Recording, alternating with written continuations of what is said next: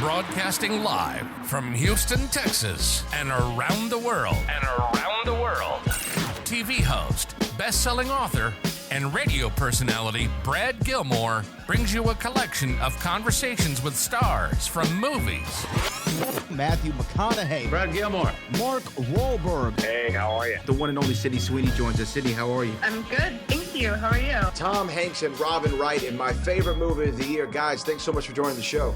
Oh, thank you. Well, thank you. Jessica Alba and Lizzie Mathis. Ladies, thank you so much for joining me. Thank you. Kevin Costner joins us. Thank you so much. Thank you. Television. Jimmy Fallon joins us this morning. Jimmy, how you doing, my friend? Good morning. Thank you so much, Brad, for having me. I appreciate this, bud. One of my all-time favorites, Vince Vaughn, joins us right now. Vince, thanks, man. Oh, great to be with you, Brad, and great to be talking to Houston. Good morning to you. We got Owen Wilson. We got Judy Greer. Thanks for joining the show, guys. Thank you. Jay Leno joins us. Jay, how you doing? Hey, Brad, what's going on? We got Anna Sawai joining the show. Anna, thanks so much for joining us. Thank you, Brad.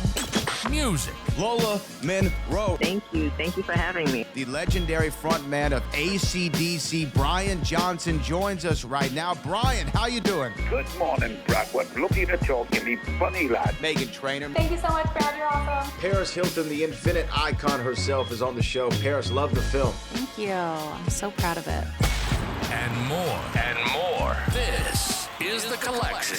Now your host, The Boat. Brad Gilmore!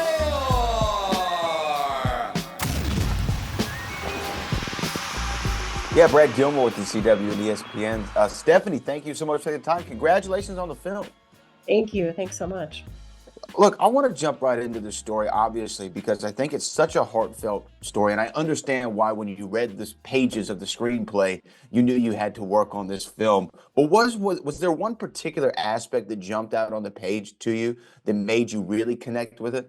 I would say, Amanda's such a complex character, but really that the perseverance that one person had over a year to fight a broken system and that she never gave up. And when and just the lack of common human decency and kindness that did not exist in her story that was on the page when I read it.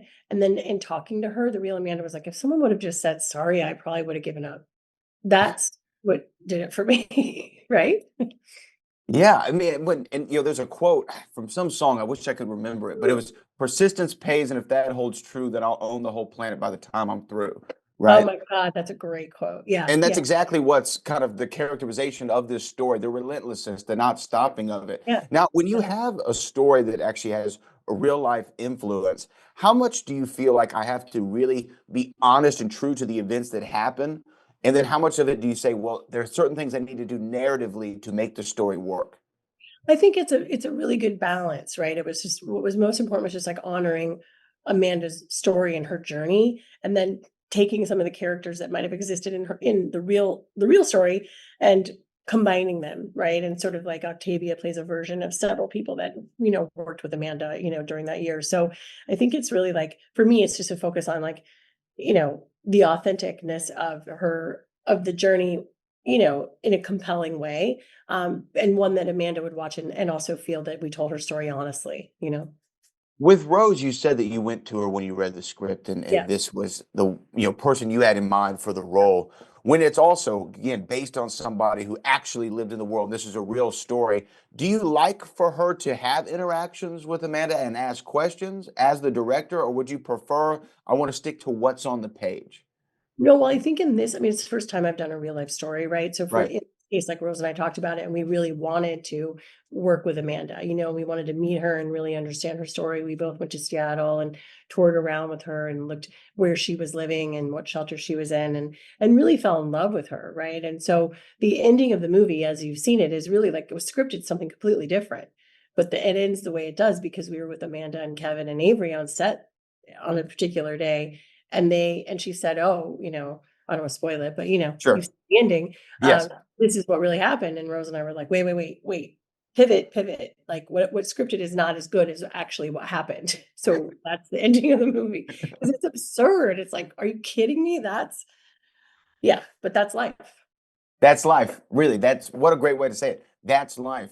But you know what I found like lovely, even in the opening frames of the film, and again, we won't give away the ending, but even in the opening scene of the film, you saw that even though this is a story that's, at times tough and your heart breaks for Amanda, she also has this great sense of humor about her. Even in the interview with the vet, like, is it so hard to stick a thermometer, in a certain place? Like, I love that. So, were you looking for moments to make sure that we still brought some humor to even sometimes the most humorless situations? Oh, absolutely. And like the real Amanda is like that, right? And then look at the casting. Like there's no one better than Rose Byrne to ride that line between comedy and drama, and and a very complex character. So we love Amanda played by Rose, no matter what she does, right? We're just like, you're fascinating to me and I just want to cheer for you.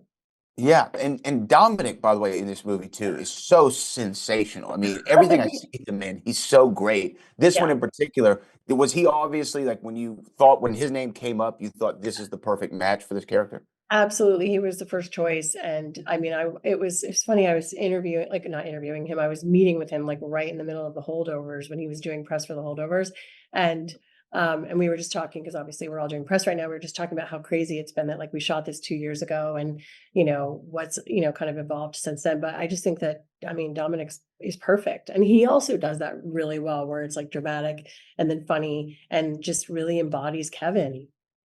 And he really does. Well, the film is sensational. When people see it, they're going to love it. And you know what? I almost feel like anything is possible whenever you see this movie. You really That's get what we want. inspired. Yes, that's exactly it. Anything is possible. Your voice matters. Like, keep the good fight, Keep right? the good fight going, Stephanie. Well, thank you for your time again. Congratulations on a phenomenal film. Thank you so much.